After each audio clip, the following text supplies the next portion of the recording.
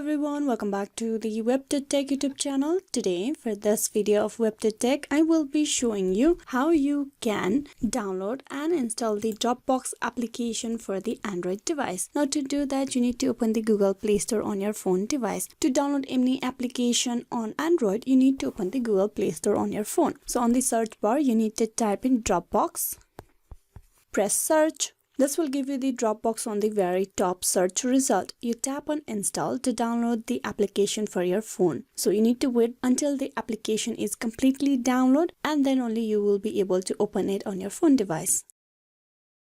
Now that the application is downloaded, you tap on open. So this is a way how you can easily install Dropbox application on your Android. Hope this video was useful. Please like and subscribe the WebToTech YouTube channel. Thank you for watching till the very end.